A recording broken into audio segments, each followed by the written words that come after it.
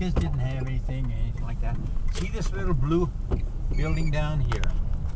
That, Mr. Cushing, remember me telling you about him? He had horses. He had 2 horses, riding horses. I'll show you where they were kept. But Mr. Glenn Cushing lived in this house right here. There used to be a little duck pond there. And this little house right here, his sister, May Cushing, Mrs. May Cushing, she lived here in this one-room house. He kept her there. And every Saturday morning, Bob Heil and I would come down, and we would. She had a hardwood floors, and we rolled up this braided rug, and then we'd put the wax on her floors, and then she put on old socks, and we'd scoot all around and polish up her floor, and then we would play Wiggly in the Cabbage Patch. And we'd play a couple of other games, but she always played games with us. And they were into the YMCA, YWCA, and Girl Scouts is what it was. That's what I mean. And she was a leader in the Girl Scouts, and she taught us how to make square knots, make square knot belts, and everything like that. But this is where she lived, and we spent, I would say, well, let's see, I must have been about 12. Yeah, 10 or 12,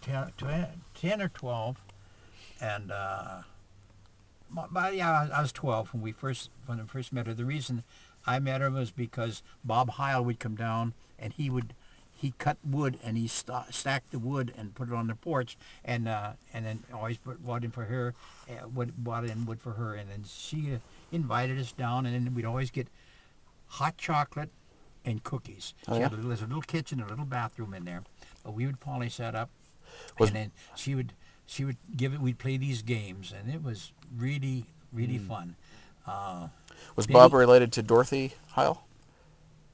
Was that his sister? Yeah. Okay, I talked to her as well. Oh yeah, my gosh, yeah, Dorothy Heil, yeah. And then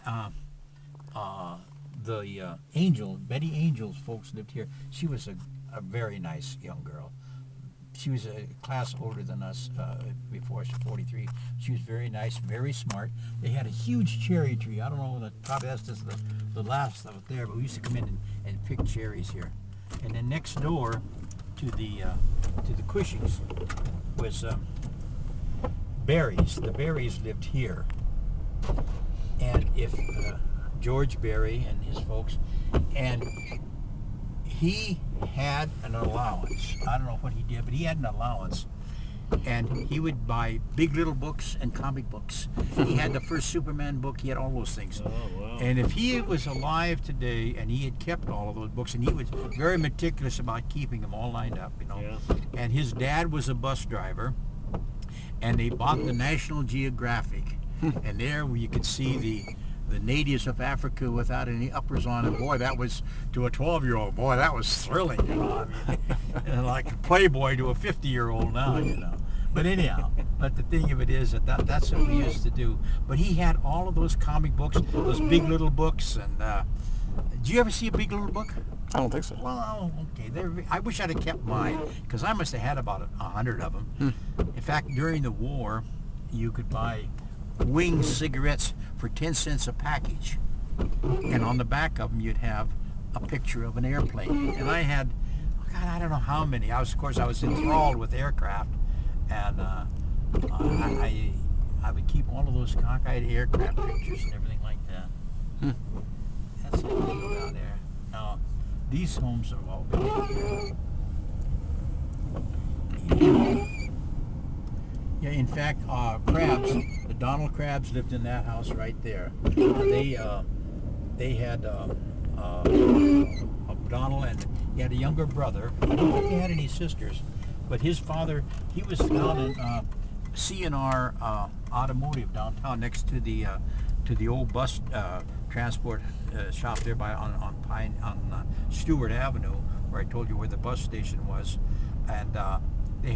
He was a automotive mechanic and a welder and everything like that, but he died real young, and it was quite devastating because Donnie was still in school, and God, it was kind of a mess. Now this house here must have been around for a long time.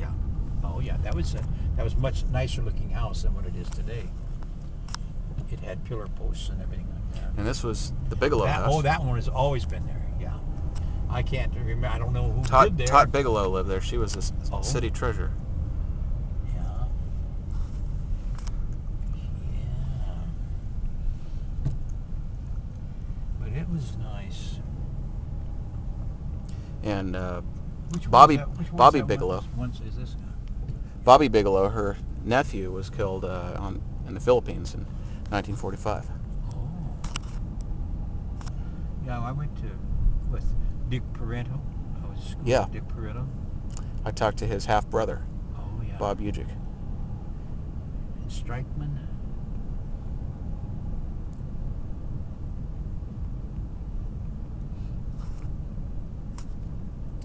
So it sounds like there were a lot of horses around.